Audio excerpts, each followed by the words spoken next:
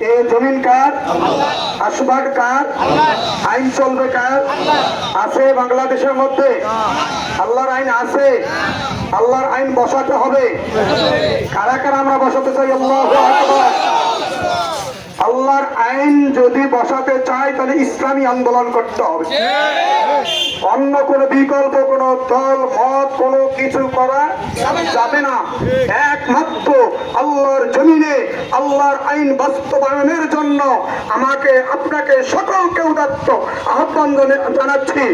আসুন সকলে ইসলামী আন্দোলনে যোগ দেই, ইসলাম প্রতিষ্ঠিত করি। আর ইসলাম যদি এদেশের মধ্যে প্রতিষ্ঠিত হয় তাহলে আশা করা যায় এই শ্রম নীতি বাস্তবায়নের জন্য আমাদেরকে মাঠে ময়দানে নামা লাগবে না।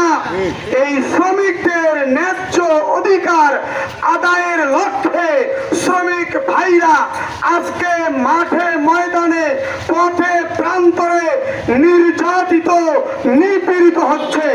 মাসের পর মাস শ্রমিকরা শ্রম দিচ্ছে, কিন্তু শ্রমিকের বিনিময়ের যে শ্রমের যে মর্যাদা তাদেরকে দিতে হয়, জনাবে মুহাম্মদুর রাসূলুল্লাহ সাল্লাল্লাহু আলাইহি ওয়াসাল্লাম যে বলেছেন শ্রমিকের ঘাম শুকানোর আগে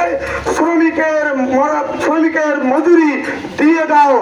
এইটা কিন্তু ততক্ষণ পর্যন্ত হবে না যতক্ষণ এদেশের মধ্যে ইসলামী হুকুমত কায়েম হবে না। ততদিন পর্যন্ত এই শ্রমের মর্যাদা আমরা মতো পাবো না। দৈনিক আজকের বাংলা .net